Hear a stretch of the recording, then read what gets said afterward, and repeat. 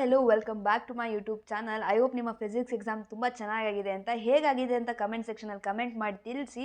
And also ನಾನು ಯಾವಾಗಲೂ ಹೇಳೋ ಹಾಗೆ ಫಿಸಿಕ್ಸ್ ಎಕ್ಸಾಮ್ ಹೇಗೆ ಆಗಿರಲಿ ಅದನ್ನು ಅಲ್ಲೇ ಬಿಟ್ಬಿಟ್ಟು ಇವಾಗ ಕೆಮಿಸ್ಟ್ರಿ ಎಕ್ಸಾಮಲ್ಲಿ ಕಾನ್ಸಂಟ್ರೇಟ್ ಮಾಡೋಣ. ಯಾಕೆ ಹೇಳಿ, ಕೆಮಿಸ್ಟ್ರಿಯಲ್ಲೂ ನಮಗೆ 70/70 ಔಟ್ ಆಫ್ ವರ್ಡ್ ಬೇಕೇ ಬೇಕು. ಆ್ಯಂಡ್ ನೀವು ನಾನು ಹೇಳೋದನ್ನು ಕರೆಕ್ಟಾಗಿ ಕೇಳಿ ಅದೇ ರೀತಿ ನಿಮ್ಮ ಪೇಪರ್ನ ಬರೆದ್ರೆ ನಿಮಗೆ ಪಕ್ಕ 100ಗೆ 100% ಫುಲ್ ಮಾರ್ಕ್ಸ್ ಸಿಗೋದಂತೂ ಗ್ಯಾರಂಟಿ. ಯಾಕೆಂದರೆ ನಾನು ಕೂಡ 2025 ಕೆಮಿಸ್ಟ್ರಿಯಲ್ಲಿ 70ಗೆ 70 ತೊಗೊಂಡಿದ್ದೆ, ಅಂದರೆ 100ಗೆ 100 ತೊಗೊಂಡಿದ್ದೆ. ಅದಕ್ಕೆ ನೀವು ಕಂಪ್ಲೀಟಾಗಿ ನನ್ನ ಫಾಲೋ ಮಾಡ್ಬೋದು, I guarantee.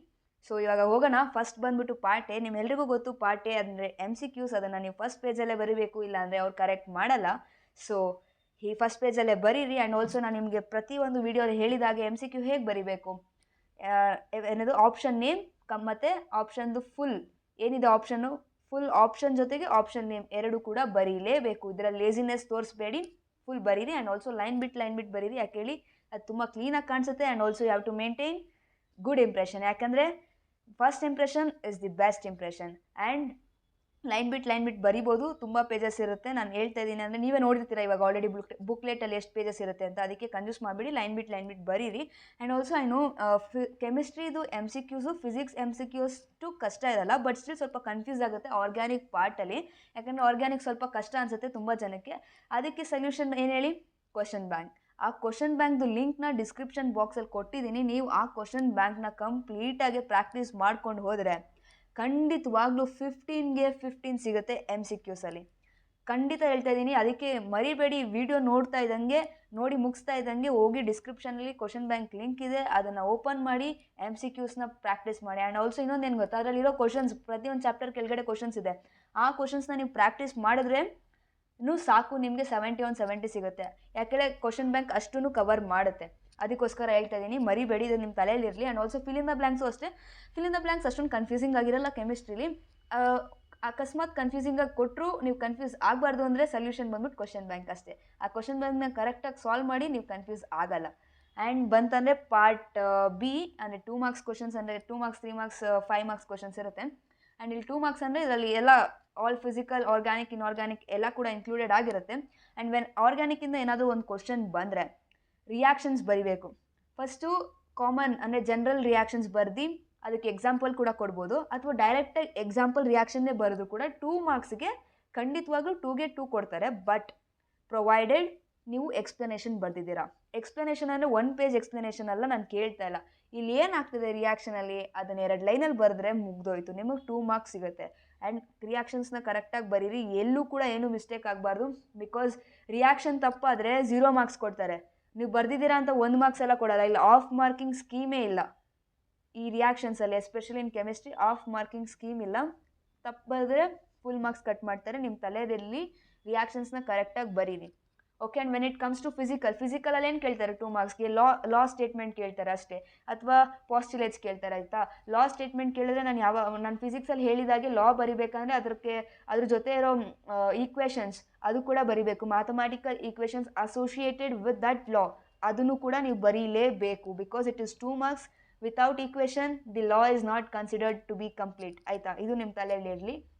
And also postulates ಅಥವಾ ಪ್ರಾಪರ್ಟೀಸ್ ಅದನ್ನು ಕೇಳಿದ್ರೆ 2 ಮಾರ್ಕ್ಸ್ ಕ್ವಶನ್ ಇದು. ನಾನೇನಕ್ಕೆ 4 ಬರೀಲಿ 5 ಬರೀಲಿ ಅಂತ ಲೇಸಿನೆಸ್ ಮಾಡಿದ್ರೆ ನಾನು ನಿಜ ಹೇಳ್ತಾ ಇದ್ದೀನಿ, ನಿಮಗೆ ಮಾರ್ಕ್ಸ್ ಕಟ್ ಮಾಡ್ತಾರೆ.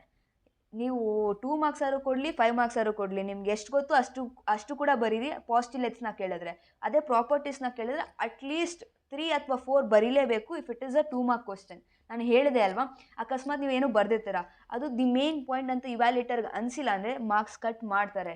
ಅದಕ್ಕೆ ಹೇಳ್ತಾ ಇರೋದು, ಎಷ್ಟು ಗೊತ್ತಿದೆ ಅಷ್ಟೂ ನೀವು ಬರೀಲೇಬೇಕು. ಇಷ್ಟು ಬರೆದ್ರೆ 2 ಮಾರ್ಕ್ಸ್ ಡನ್, ಆರಾಮಾಗಿ ಸ್ಕೋರ್ ಮಾಡ್ಬೋದು. ನೆಕ್ಸ್ಟ್ ಬಂದ್ಬಿಟ್ಟು ಪಾರ್ಟ್ ಸಿ ಅಂದರೆ ದಿಸ್ ಇಸ್ ಇನ್ಆರ್ಗ್ಯಾನಿಕ್ ಪಾರ್ಟ್. ಇನ್ಆರ್ಗ್ಯಾನಿಕಲ್ಲಿ ಇರೋದೇ 2 ಚಾಪ್ಟರ್ಸು, ಏನಿದೆ ಅದ್ರಲ್ಲಿ ಓದೋಕ್ಕೆ ಅಷ್ಟನ್ನು ಕರೆಕ್ಟಾಗಿ ಓದ್ಕೊಂಡ್ರೆ ಇದು ನಿಮಗೆ ಫುಲ್ ಮಾರ್ಕ್ಸ್ ಸಿಗುತ್ತೆ. ಸೊ ಇಲ್ಲಿ ಪಾಸ್ಟುಲೇಟ್ಸ್ ಕೇಳಿದ್ದಾರೆ, ನಾನು ಹೇಳಿದ್ನಲ್ಲ, ಎಷ್ಟು ಪಾಸ್ಟುಲೇಟ್ಸ್ ನಿಮಗೆ ಗೊತ್ತು ಅಷ್ಟೂ ನೀವು ಬರೀಲೇಬೇಕು. ಯಾಕೆಂದರೆ ಇವ್ಯಾಲ್ಯೂಟರ್ಗೆ ಅಷ್ಟು ಬರೆದ್ರೇ ಫುಲ್ ಮಾರ್ಕ್ಸ್ ಕೊಡಬೇಕಂತ ಅನ್ಸೋದು.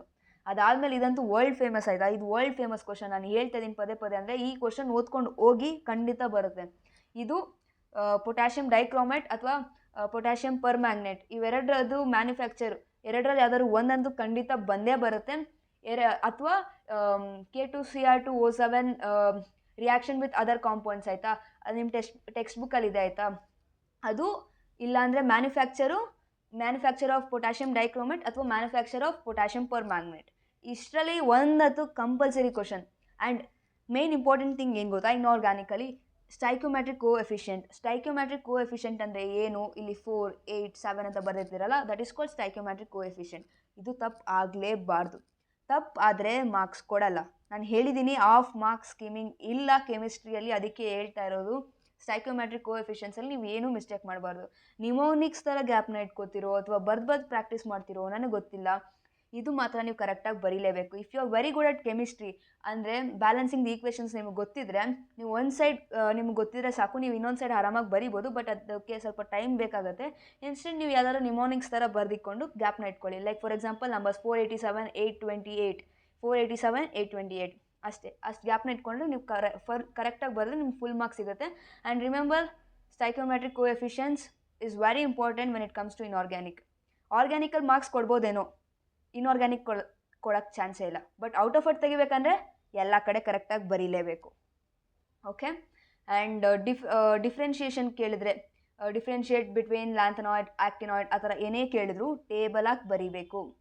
ಟೇಬಲ್ ಹಾಕಿಲ್ಲ ಅಂದರೆ ಚೆನ್ನಾಗಿ ಕಾಣಿಸಲ್ಲ, ಅರ್ಥ ಆಗಲ್ಲ ಇವ್ಯಾಲ್ಯೂಯೇಟರ್ಗೆ. ಟೇಬಲ್ ಹಾಕಿಯೇ ಬರೀಬೇಕು.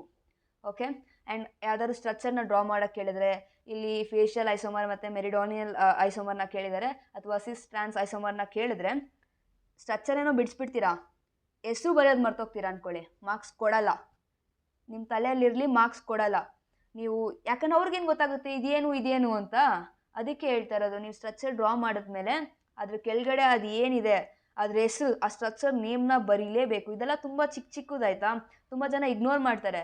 ಆದರೆ ಮಾರ್ಕ್ಸ್ ಹೋಗ್ಬಿಡುತ್ತೆ. ಎಲ್ಲೋಯ್ತು ಅಂತ ಅವ್ರಿಗೆ ಗೊತ್ತಿರಲ್ಲ. ಯಾಕೆ ಹೇಳಿ, ಅವ್ರಿಗೆ ಗೊತ್ತೇ ಇರಲ್ಲ ಇದೆಲ್ಲನೂ ಮಾರ್ಕ್ಸ್ ಕ್ಯಾರಿ ಮಾಡುತ್ತೆ ಅಂತ. ಅದಕ್ಕೆ ಹೇಳ್ತಾ ಇದ್ದೀನಿ, ಗ್ಯಾಪ್ನ ಇಟ್ಕೊಳ್ಳಿ. ಸಿಸ್ ಟ್ರಾನ್ಸ್ ಆಪ್ಟಿಕಲ್ ಐಸೋಮರ್ಸ್ L&D ಅಥವಾ ಯಾವುದೇ ಒಂದು ಸ್ಟ್ರಕ್ಚರ್ ಕೇಳಿದ್ರೆ, ಅಥವಾ ಕೋಆರ್ಡಿನೇಷನ್ ಕಾಂಪ್ಲೆಕ್ಸ್ ಸ್ಟ್ರಕ್ಚರ್ ಕೇಳಿದ್ರೆ ಅದ್ರ ನೇಮ್ ಮೆನ್ಷನ್ ಮಾಡೋದನ್ನು ಮರಿಬೇಡಿ. This is very very important. And ಇನ್ನೊಂದು ಬಂತು ನೋಡಿ, ವರ್ಲ್ಡ್ ಫೇಮಸ್ ಕ್ವಶನ್, ಆಕ್ಟಾಹೆಡ್ರಲ್ ಅಥವಾ ಟೆಟ್ರಾಹೆಡ್ರಲ್, ಎರಡರಲ್ಲಿ ಯಾವ್ದಾದ್ರು ಒಂದು ಬಂದೇ ಬರುತ್ತೆ. And this diagram is very very important. ತುಂಬ ಈಸಿ ಇದೆ. ಒಂದು ಡಯಾಗ್ರಾಮ್ ಕಲ್ತ್ಕೊಂಡ್ರೆ ಸಾಕು, ಇನ್ನೊಂದನ್ನು ಸ್ವಲ್ಪ ಅದೇ ಉಲ್ಟಾ ಬರಿಬೇಕು ಅಷ್ಟೇ. ಅದು ಬಿಟ್ಟರೆ ಬೇರೆ ಏನೂ ಇಲ್ಲ. ಇದು ಗೊತ್ತಿದ್ರೆ ನಿಮ್ಗೆ ಆರಾಮಾಗಿ 3 ಮಾರ್ಕ್ಸ್ ನಿಮ್ಮ ಪಾಕೆಟಲ್ಲಿ ಬರುತ್ತೆ. ಅದಕ್ಕೆ ನಾನು ಆಲ್ರೆಡಿ ಹೇಳಿದೆ ನೋಡಿ, ಇದು ಕಂಪಲ್ಸರಿ ಕ್ವಶನು. ಮತ್ತು ಅದು K2 potassium dichromate, potassium permanganate, ಅದು ಕೂಡ ಕಂಪಲ್ಸರಿ ಕ್ವಶನ್ ಅಂತ ನೋಡಿದ್ರೆ 6 ಮಾರ್ಕ್ಸ್ ಆಲ್ರೆಡಿ ನಿಮ್ಮ ಪಾಕೆಟಲ್ಲೇ ಇದೆ. ಏನಕ್ಕೆ ಮಿಸ್ ಮಾಡ್ತೀರಾ? ಅಷ್ಟಿಷ್ಟು ಬರೆದ್ರೆ ಇನ್ಆರ್ಗ್ಯಾನಿಕಲ್ಲೂ ಆರಾಮಾಗಿ ಫುಲ್ ಮಾರ್ಕ್ಸ್ ಸ್ಕೋರ್ ಮಾಡ್ತೀರಾ. ಅದಾದಮೇಲೆ ಬರೋದೇ ಫಿಸಿಕಲ್ ಪಾರ್ಟ್. ಫಿಸಿಕಲಲ್ಲಿ ಏನಿದೆ ಹೇಳಿ, ಇರೋದೇ 3 ಚಾಪ್ಟರ್ಸ್. ಅದು ತುಂಬ ಈಸಿ. ಅದರಲ್ಲೂ ಎಸ್ಪೆಷಲಿ ಕೆಮಿಕಲ್ ಕೈನೆಟಿಕ್ಸಿಂದ ಅಂತೂ ಡಿರೈವೇಷನ್ ಬರೋದು ಕಂಪಲ್ಸರಿ. ಆ ಕೆಮಿಕಲ್ ಕೈನೆಟಿಕ್ಸಲ್ಲಿ first order, second order, 0 order equations ಇದೆಯಲ್ಲ, ಅದು ಬರೋದು ಕಂಪಲ್ಸರಿ. ಅದಕ್ಕೆ ಡಿರೈವೇಷನ್ಸ್ ಹೇಗೆ ಬರೀಬೇಕು, ನಾನು ಫಿಸಿಕ್ಸ್ ಪೇಪರಲ್ಲಿ ಹೇಳಿದ್ನಲ್ಲ, ಲೈನ್ ಬಿಟ್ಟು ಬರೀಬೇಕು. ಪ್ರತಿಯೊಂದು ರಿಯಾಕ್ಷನ್ಸ್ನ, ಪ್ರತಿಯೊಂದು ಈಕ್ವೇಷನ್ಸ್ನ ತುಂಬ ಕ್ಲಿಯರಾಗಿ ಬರೀಬೇಕು. ಓವರ್ ರೈಟ್ ಮಾಡಬಾರ್ದು. ಅಷ್ಟು ಮಾಡಿದ್ರೆ ಸಾಕು, ನಿಮಗೆ ಫುಲ್ ಮಾರ್ಕ್ಸ್ ಖಂಡಿತವಾಗ್ಲೂ ಸಿಗುತ್ತೆ. ಆ್ಯಂಡ್ ಆಲ್ಸೋ ಗ್ರಾಫ್ ಇದೆ, ಅದು ಕೂಡ ಬರೀರಿ. ಯಾವುದಕ್ಕೆ ಗ್ರಾಫ್ ಇದೆ, ಡಯಾಗ್ರಾಮ್ ಇದೆ, ಎಲ್ಲ ಕೂಡ ಬರೀಬೇಕು. ಎಸ್ಪೆಷಲಿ ಫಿಸಿಕಲ್ ಪಾರ್ಟಲ್ಲಂತೂ ಗ್ರಾಫ್ ಇದ್ದರೆ ಮಿಸ್ ಮಾಡೋ ಹಾಗೆ ಇಲ್ಲ. ಏನಾದ್ರು ಆಕ್ಟಿವೇಷನ್ ಎನರ್ಜಿ ಬಗ್ಗೆ ಕ್ವಶನ್ ಬಂದರೆ ಆ ಗ್ರಾಫ್ ಏನಿದೆಯಲ್ಲ ಅದನ್ನು ನೀವು ಬರೀಲೇಬೇಕು, ಫುಲ್ ಮಾರ್ಕ್ಸ್ ಬೇಕು ಅಂದರೆ. ಇಲ್ಲಿ ನೋಡ್ಬೋದು, ಸ್ಟ್ಯಾಂಡರ್ಡ್ ಹೈಡ್ರೋಜನ್ ಎಲೆಕ್ಟ್ರೋಡ್ ಬಗ್ಗೆ ಕೇಳಿದರೆ ಪ್ರಾಪರ್ ಡಯಾಗ್ರಾಮ್ ಬಿಡಿಸಿದ್ದಾರೆ. ಬಿಕಾಸ್ ಬೇಕದು, ಇದಕ್ಕೆ ಮಾರ್ಕ್ಸ್ ಕ್ಯಾರಿ ಮಾಡುತ್ತೋ ಇಲ್ವೋ ನಮಗೆ ಬೇಕಾಗಿಲ್ಲ, ಕ್ವಶನ್ನ ಕರೆಕ್ಟಾಗಿ ಎಕ್ಸ್ಪ್ಲೇನ್ ಮಾಡುತ್ತೋ, ದ್ಯಾಟ್ ಈಸ್ ಇಂಪಾರ್ಟೆಂಟ್. ಇವ್ಯಾಲ್ಯೂಯೇಟರ್ಗೆ ಹೇಳಬೇಕು ನಾವು, ನಮಗೆ ಎಲ್ಲ ಗೊತ್ತಿದೆ ಅಂತ.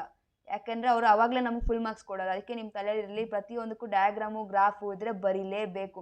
ಲೇಜಿನೆಸ್ ತೋರಿಸ್ಬೇಡಿ. 70 ಮಾರ್ಕ್ಸ್ ಪೇಪರ್ ಅಷ್ಟೇ, ಬೇಗ ಮುಗಿಯುತ್ತೆ. ಆ್ಯಂಡ್ ಇಲ್ಲಿ ನೀವು ನೋಡ್ಬೋದು, ಎಕ್ಸ್ಟ್ರಾ ಕ್ವಶನ್ಸ್ ಏನಕ್ಕೆ ಬರೀಬೇಕು ಅಂತ ಹೇಳ್ತೀನಿ ಅಂದರೆ, ಇಲ್ಲಿ ನೋಡಿ, ಇದು 3 ಮಾರ್ಕ್ಸ್ ಕ್ವಶನು. ಟಾಪರ್ ಏನೋ ಒಂದು ಮಿಸ್ ಮಾಡಿದ್ದಾರೆ, ಅದಕ್ಕೆ 2 ಮಾರ್ಕ್ಸ್ ಕೊಟ್ಟಿದ್ದಾರೆ. ಆದರೆ ಅವ್ರು ಎಕ್ಸ್ಟ್ರಾ ಬರೆದಿರೋದಕ್ಕೆ ಯಾವುದಕ್ಕೆ ಜಾಸ್ತಿ ಫುಲ್ ಮಾರ್ಕ್ಸ್ ಸಿಕ್ಕಿದೆ ಅದನ್ನು ಕನ್ಸಿಡರ್ ಮಾಡ್ತಾರೆ. ಕಮ್ಮಿ ಮಾರ್ಕ್ಸ್ ಸಿಕ್ಕಿರೋದನ್ನ ಎಕ್ಸ್ಟ್ರಾ ಅಂತ ಕನ್ಸಿಡರ್ ಮಾಡ್ತಾರೆ. ಅದಕ್ಕೆ ನೀವು ಲೇಜಿನೆಸ್ ತೋರಿಸ್ತೀರಾ, ಎಕ್ಸ್ಟ್ರಾ ಕ್ವಶನ್ಸ್ನ ಅಟೆಂಪ್ಟ್ ಮಾಡಿ. ಫಸ್ಟ್ ಎಷ್ಟು ಕೇಳಿದ್ರೆ ಅಷ್ಟು ಬರೆದ್ಬಿಡಿ. ಅದಾದಮೇಲೆ ನಾನು ನಿಜವಾಗ್ಲೂ ಹೇಳ್ತಾ ಇದ್ದೀನಿ, 70 ಮಾರ್ಕ್ಸ್ ಪೇಪರ್ ಇದು, 2 ಅವರಲ್ಲಿ ಪೇಪರ್ ಮುಗಿಸ್ತೀರಾ. ಅದಾದಮೇಲೆ ಸುಮ್ಮನೆ ಮನೆಗೆ ಹೋಗ್ತೀನಿ ಅಂತ ಹೋಗೋದಲ್ಲ, ಅಥವಾ ಸುಮ್ಮನೆ ಕೂತ್ಕೊಂಡು ಟೈಮ್ ವೇಸ್ಟ್ ಮಾಡೋದು ಬದಲು ಎಕ್ಸ್ಟ್ರಾ ಕ್ವಶನ್ಸ್ನ ಬರೀರಿ. ಕೆಮಿಸ್ಟ್ರಿಲಿ ಮಾತ್ರ ನಿಮ್ಗೆ ಎಷ್ಟೇ ಕಾನ್ಫಿಡೆನ್ಸ್ ಇದ್ದರೂ ಎಕ್ಸ್ಟ್ರಾ ಕ್ವಶನ್ಸ್ ಬರೀಲೇಬೇಕು. ಯಾಕಂದರೆ ಇಲ್ಲಿ ನಾನು ಹೇಳಿದಾಗೆ ಚಿಕ್ಕ ಮಿಸ್ಟೇಕ್ಸ್ ಆಗುತ್ತೆ. ಅದು ನಿಮಗೆ ಮಿಸ್ಟೇಕ್ಸ್ ಅಂತ ಅಲ್ಲಿ ಗೊತ್ತೇ ಆಗಲ್ಲ. ಅದಕ್ಕೆ ಹೇಳ್ತಾ ಇರೋದು, ನೀವು ಎಷ್ಟೇ ಸಲ ಪೇಪರ್ ರೀಚೆಕ್ ಮಾಡಿದ್ರು ನಿಮ್ಗೆ ಗೊತ್ತಾಗಲ್ಲ ನೀವು ಮಿಸ್ಟೇಕ್ ಮಾಡಿದ್ದೀರಾ ಅಂತ. ಅದಕ್ಕೆ ಎಕ್ಸ್ಟ್ರಾ ಕ್ವಶನ್ಸ್ ಬರೀರಿ. ನೀವು ಫುಲ್ ಮಾರ್ಕ್ಸ್ ಬರಲೇಬೇಕು ಅಂದರೆ ಅಕಸ್ಮಾತ್ ಎಲ್ಲೇ ಒಂದು ಚಿಕ್ಕ ಮಿಸ್ಟೇಕ್ ಆಗಿದ್ರು ಎಕ್ಸ್ಟ್ರಾ ಕ್ವಶನ್ಸ್ ನಿಮ್ಮನ್ನ ಕಾಪಾಡುತ್ತೆ. ಅದಕ್ಕೋಸ್ಕರ ಎಕ್ಸ್ಟ್ರಾ ಕ್ವಶನ್ಸ್ ಬರೀಬೇಕು. ಇದಷ್ಟಾದರೆ ಪಾರ್ಟ್ ಡಿ, ಎಲ್ಲರೂ favourite, organic chemistry. Organic chemistry ಬರೀಬೇಕಾಗಿರೋದು 4 ಕ್ವಶನು, 5 ಮಾರ್ಕ್ಸು. ಅಂದರೆ ಟೋಟಲಾಗಿ 20 ಮಾರ್ಕ್ಸು. ತುಂಬ ಈಸಿನೇ. ಇಲ್ಲಿ ಡೈರೆಕ್ಟಾಗಿ 5 ಮಾರ್ಕ್ಸ್ ದೊಡ್ಡ ರಿಯಾಕ್ಷನ್ ಏನು ಕೇಳಲ್ಲ. ಸ್ಪ್ಲಿಟ್ ಕ್ವಶನ್ಸ್ ಇರುತ್ತೆ, ABC ಆ ಥರ ಇರುತ್ತೆ. ಆ್ಯಂಡ್ 5 ಚಾಪ್ಟರ್ಸ್ ಇದೆ ಆರ್ಗ್ಯಾನಿಕ್ಕು. ಯಾವುದನ್ನು ನೀವು ಮಿಸ್ ಮಾಡೋಂಗೇ ಇಲ್ಲ. ಯಾಕೆ ಹೇಳಿ, ಇಲ್ಲಿ ಸ್ಪ್ಲಿಟ್ ಕ್ವಶನ್ಸ್ ಇರುತ್ತೆ. ನಿಮಗೆ ಫುಲ್ ಚಾಪ್ಟರ್ ಗೊತ್ತಿದ್ರೇ ನೀವು ABC ಫುಲ್ ಕ್ವಶನ್ ಸಾಲ್ವ್ ಮಾಡೋಕ್ಕಾಗೋದು ಆ್ಯಂಡ್ 5 ಮಾರ್ಕ್ಸ್ ಸ್ಕೋರ್ ಮಾಡೋಕ್ಕಾಗೋದು. ಆವಾಗಲೇ ನಿಮಗೆ ಸೆಂಟಮ್ ಬರೋಕ್ಕಾಗೋದು. ನಿಮ್ಮ ತಲೆಯಲ್ಲಿ ಇರಲಿ. ನೋಡಿ, ತುಂಬ ಸಿಂಪಲ್ ರಿಯಾಕ್ಷನ್ಸ್ ಕೇಳ್ತಾರೆ, ಏನು ದೊಡ್ಡದಾಗಿ ಏನು ಕೇಳಲ್ಲ. SN1 SN2 ಎಷ್ಟು ಫೇಮಸ್ ಹೇಳಿ, ಅದೇ ಕೇಳಿದ್ದಾರೆ. ಸೊ ಇದನ್ನೆಲ್ಲ ಮಿಸ್ ಮಾಡಬೇಡಿ. ಕರೆಕ್ಟಾಗಿ 5 ಚಾಪ್ಟರ್ಸ್ ಏನಿದೆ ಆರ್ಗ್ಯಾನಿಕ್, ಅದು ನೀವು ಫುಲ್ ಎಕ್ಸ್ಪರ್ಟ್ ಆಗಿರಬೇಕು, ಆಯಿತಾ. Organic is my favourite. ತುಂಬ ಇಂಟ್ರೆಸ್ಟಿಂಗ್ ಇದು, ಆಯಿತಾ. ಬೇರೆ ಎಲ್ಲದಕ್ಕಿಂತ ಇದೆ ತುಂಬ ಇಂಟ್ರೆಸ್ಟಿಂಗ್. ನೀವು ಇದನ್ನು ಇಷ್ಟಪಟ್ಟರೆ ನಿಮಗೂ ಇಷ್ಟ ಆಗುತ್ತೆ ಆ್ಯಂಡ್ ಈಸಿಯಾಗಿ ನೀವು 20 ಸ್ಕೋರ್ ಮಾಡ್ಬೋದು. ಓಕೆ, ನಾನು ಹೇಳಿದ್ನಲ್ಲ ABC ಅಂತ ಇರುತ್ತೆ. ಕರೆಕ್ಟಾಗಿ ಬರೀರಿ. ಲೈನ್ ಬಿಟ್ಟು ಸಬ್ ಕ್ವಶನ್ಸ್ನ ಕೂಡ ಬರೀಬೇಕು. ಆ್ಯಂಡ್ ಆಲ್ಸೋ ರಿಯಾಕ್ಷನ್ಸಲ್ಲೂ ಅಷ್ಟೇ, ಪೊಸಿಷನ್ ಪ್ರತಿಯೊಂದು ಗ್ರೂಪ್ದು ಪೊಸಿಷನ್ ಎಲ್ಲೆಲ್ಲಿರುತ್ತೆ ಅಲ್ಲಲ್ಲೇ ಬರೀಬೇಕು. ಎಸ್ಪೆಷಲಿ ಬಯೋಮಾಲಿಕ್ಯೂಲ್ಸ್ ಚಾಪ್ಟರಲ್ಲಿ ಗ್ಲೂಕೋಸ್ ಸ್ಟ್ರಕ್ಚರ್ಸ್, ಲ್ಯಾಕ್ಟೋಸ್ ಸ್ಟ್ರಕ್ಚರ್ಸ್ ಅದೆಲ್ಲ ಏನಿದೆಯಲ್ಲ, ಅದೆಲ್ಲ ನಿಮಗೆ 100% ಗೊತ್ತಿರಬೇಕು. ಅದು ಬರುತ್ತೆ, ಅದಕ್ಕೆ ಹೇಳ್ತಾ ಇದ್ದೀನಿ, ಕರೆಕ್ಟಾಗಿ ಓದ್ಕೊಳ್ಳಿ. ಆ್ಯಂಡ್ ನಾನು ಹೇಳಿದಾಗ ಎಲ್ಲೆಲ್ಲಿ ಡಿಫ್ರೆನ್ಷಿಯೇಟ್ ಅಂತ ಕೊಡ್ತಾರೆ, ಟೇಬಲ್ ಹಾಕ್ಬಿಟ್ಟೆ ಸಾಲ್ವ್ ಮಾಡಬೇಕು. And mechanism very famous in organic. Mechanism ಬಗ್ಗೆ ಕೇಳಿದಾಗ ಆರೋ ಮಾರ್ಕ್ಸ್ ಯೂಸ್ ಮಾಡಲೇಬೇಕು. Because arrow mark is something that explains how the reaction is going on, which atom is moving where is the charge going on ಅಂತ. ಇದೆಲ್ಲ ಇದ್ರೇ ಅದು mechanism ಅಂತ ಅನ್ಸ್ಕೊಳ್ಳೋದು. ಅದಕ್ಕೋಸ್ಕರ ಆರೋ ಮಾರ್ಕ್ಸ್ನ miss ಮಾಡೋ ಹಾಗೆ ಇಲ್ಲ. ಆ್ಯಂಡ್ ಪ್ರತಿ ಒಂದು ಮೀಡಿಯಮ್ ನೋಡಿ, this takes place in palladium barium sulphate medium only when it is heated. ಅದನ್ನು ಅಷ್ಟು ಸ್ಟೇಟ್ಮೆಂಟ್ನ ಇದಿಷ್ಟೇ ಸಿಂಬಲ್ ಎಕ್ಸ್ಪ್ಲೇನ್ ಮಾಡ್ತದೆ. So this is very important. ನೀವು ಮಿಸ್ ಮಾಡೋ ಹಾಗೆ ಎಲ್ಲ, ಖಂಡಿತವಾಗ್ಲೂ ಬರೀಲೇಬೇಕು. ಸೊ ಆರ್ಗ್ಯಾನಿಕ್ ಇಷ್ಟೇ. ನಾನು ಹೇಳಿದಾಗೆ ಆ ಕ್ವಶನ್ ಬ್ಯಾಂಕಲ್ಲಿರೋ ಅಷ್ಟು ಕ್ವಶನ್ಸ್ ಸಾಲ್ವ್ ಮಾಡಿದ್ರು ಸಾಕು, ನಿಮಗೆ ಈಸಿಯಾಗಿ 20 ಮಾರ್ಕ್ಸ್ ಸಿಗುತ್ತೆ. ನಾನು ನಾನು ನಿಮ್ಗೆ ಗ್ಯಾರಂಟಿ ಕೊಡ್ತೀನಿ, ಆಯಿತಾ. ಇಲ್ಲಿ ನೋಡಿ, ನಾನು ಹೇಳಿದ್ನಲ್ಲ, ಎಲ್ಲ ಬರೆದ್ಮೇಲೆ ಲಾಸ್ಟಲ್ಲಿ ಇವರು ಕೂಡ ತುಂಬ ಎಕ್ಸ್ಟ್ರಾ ಕ್ವಶನ್ಸ್ ಅಟೆಂಪ್ಟ್ ಮಾಡಿದ್ದಾರೆ. ನೀವು ಹಾಗೆ ಮಾಡಬೇಕು. ಆ್ಯಂಡ್ ನ್ಯೂಮರಿಕಲ್ಸ್ ಏನು ಹೇಳಿ, ಫಿಸಿಕಲಿಂದ ಅಷ್ಟೇ ತಾನೇ ಬರುತ್ತೆ. ಫಿಸಿಕಲಲ್ಲಿ ಎಷ್ಟಿದೆ, 3 ಚಾಪ್ಟರ್ಸ್. 3 ಚಾಪ್ಟರ್ಸಲ್ಲಿ ಎಷ್ಟು ಫಾರ್ಮುಲಾಸ್ ಇರುತ್ತೆ, ಸ್ವಲ್ಪನೇ ಫಾರ್ಮುಲಾಸ್ ಇರುತ್ತೆ. ಆ್ಯಂಡ್ ಆಲ್ಸೋ ವೆರಿ ಡೈರೆಕ್ಟ್ ಇರುತ್ತೆ. Chemistry numericals are very easy. Physics compare ಮಾಡಿದ್ರೆ ಕೆಮಿಸ್ಟ್ರಿ ತುಂಬ ಡೈರೆಕ್ಟಾಗಿರುತ್ತೆ. ಅಲ್ಲಿ ಏನು ಫಾರ್ಮುಲಾಸ್ ಇದೆ, ಆ ಫಾರ್ಮುಲಾಸ್ನ ಕರೆಕ್ಟಾಗಿ ಇಲ್ಲಿ ಹಾಕ್ಬಿಟ್ಟು ಕ್ವಶನಲ್ಲಿ ಏನು ಗಿವನ್ ವ್ಯಾಲ್ಯೂಸ್ ಕೊಟ್ಟಿದ್ದಾರೆ ಅದನ್ನು ಹಾಕಿ ಯಾವುದನ್ನು ಕಂಡುಹಿಡಿಬೇಕು ಅಂತ ಇರುತ್ತೆ, ಅದನ್ನು ಕಂಡುಹಿಡಿದ್ಬಿಟ್ರೆ ಮುಗ್ದೋಯ್ತು, ಆಯಿತಾ. ನಿಮಗೆ ಗೊತ್ತಿಲ್ವೋ ನನಗೆ ಗೊತ್ತಿಲ್ಲ. ನಾನು ಕೊಡೋದು ಯಾವಾಗಲೂ ಟಿಪ್ ಒಂದೇ, ಯಾವಾಗಲೂ ಕ್ವಶನಲ್ಲಿ ಏನು ಕೊಟ್ಟಿದ್ದಾರೆ, ಗಿವನ್ ಏನಿದೆ ಅದನ್ನು ನೀವು ಬರೀಲೇಬೇಕು. ಆ್ಯಂಡ್ ಫಾರ್ಮುಲಾ ಬರೀಬೇಕು. ಯಾಕಂದರೆ ಅದಕ್ಕೆ ಮಾರ್ಕ್ಸ್ ಕ್ಯಾರಿ ಮಾಡುತ್ತೆ, ಅದೆಲ್ಲ ಮಾರ್ಕ್ಸ್ ಕ್ಯಾರಿ ಮಾಡುತ್ತೆ. ಆ್ಯಂಡ್ ಫೈನಲ್ ಆನ್ಸರ್ಗೆ ಬಾಕ್ಸ್ ಹಾಕೋದನ್ನು ಮರಿಬೇಡಿ. ಇಲ್ಲಿ ಹಾಕಿಲ್ಲ, ಬಟ್ ನೀವು ಹಾಕಿ, ಮಾರ್ಕ್ಸ್ ಹಾಕೋದನ್ನು ಮರಿಬೇಡಿ. ಅಷ್ಟು ಬಿಟ್ಟರೆ ಸಾಕು. ನ್ಯೂಮರಿಕಲ್ಸು ಅಷ್ಟೇ, ಎಕ್ಸ್ಟ್ರಾ ಅಟೆಂಪ್ಟ್ ಮಾಡಲೇಬೇಕು. ಮಾಡ್ತೀರಾ ನೀವು, ಎಲ್ಲ ಕಲ್ತ್ಕೊಂಡು ಹೋಗಿ. Very easy. 1 ಚಾಪ್ಟರ್ ಸ್ಕಿಪ್ ಮಾಡಿದ್ರು ಓಕೆ, ಇನ್ನು 2 ಚಾಪ್ಟರ್ಸ್ನಾದರೂ ಚೆನ್ನಾಗಿ ಓದ್ಕೊಂಡು ಹೋಗಿ ನ್ಯೂಮರಿಕಲ್ಸ್. ಬಟ್ ನನ್ನ ಅಡ್ವೈಸ್ ಏನಪ್ಪ ಅಂದರೆ ಎಲ್ಲ ಚಾಪ್ಟರ್ಸು ಓದ್ಕೊಂಡು ಹೋಗಿ. ಬಿಕಾಸ್ ಇರೋದೇ 3 ಚಾಪ್ಟರ್ಸ್ ಆ್ಯಂಡ್ ಎಲ್ಲ ಕೂಡ ತುಂಬ ಈಸಿನೇ ಇರೋದು. ಅಷ್ಟು ಫಾರ್ಮುಲಾಸ್ ನಿಮ್ಗೆ ಗೊತ್ತಿದ್ರೆ ನೀವು ಆರಾಮಾಗಿ ಎಲ್ಲ ಕ್ವಶನ್ಸು ಬರೆದ್ಬಿಡ್ತೀರಾ. ಆ್ಯಂಡ್ ಅದಾದಮೇಲೆ ನಾನು ಹೇಳಿದಾಗೆ ಎಲ್ಲ ಎಕ್ಸ್ಟ್ರಾ ಕ್ವಶನ್ಸ್ನ ಬರೀರಿ. 2 ಅವರ್ಗೆ ಪೇಪರ್ ಮುಗಿಯುತ್ತೆ, ಎದ್ಬಿಟ್ಟು ಬರೋದಲ್ಲ ಅಥವಾ ಅಲ್ಲಿ ನೋಡ್ಕೊಂಡು ಟೈಮ್ ವೇಸ್ಟ್ ಮಾಡೋದಲ್ಲ. Instead wait there, attempt all the extra questions and then come, ಆಯಿತಾ. ಅವಾಗ ನೀವೇನೇ ಮಿಸ್ಟೇಕ್ಸ್ ಮಾಡಿದ್ರು ನಿಮ್ಮ ಎಕ್ಸ್ಟ್ರಾ ಕ್ವಶನ್ ನಿಮಗೆ ಹೆಲ್ಪ್ ಮಾಡುತ್ತೆ. ನೀವು ಇಷ್ಟು ಮಾಡಿದ್ರೆ ಖಂಡಿತವಾಗ್ಲೂ ನಿಮಗೆ ಕೆಮಿಸ್ಟ್ರಿಯಲ್ಲಿ 70ಗೆ 70 ಸಿಗುತ್ತೆ. ನಾನು ನಿಮಗೆ ಗ್ಯಾರಂಟಿ ಕೊಡ್ತಾ ಇದ್ದೀನಿ. ಸೊ ಈ ವಿಡಿಯೋ ನಿಮ್ಗೆ ಇಷ್ಟ ಆಗಿದ್ರೆ ಕಮೆಂಟ್ ಮಾಡಿ, ಚಾನಲ್ನ ಸಬ್ಸ್ಕ್ರೈಬ್ ಮಾಡ್ಕೊಳ್ಳಿ. ಬಿಕಾಸ್ ನೆಕ್ಸ್ಟ್ ವಿಡಿಯೋ ನಿಮಗೆ ಮಿಸ್ ಆಗಬಾರ್ದಲ್ವಾ, ಅದಕ್ಕೆ. All the very best.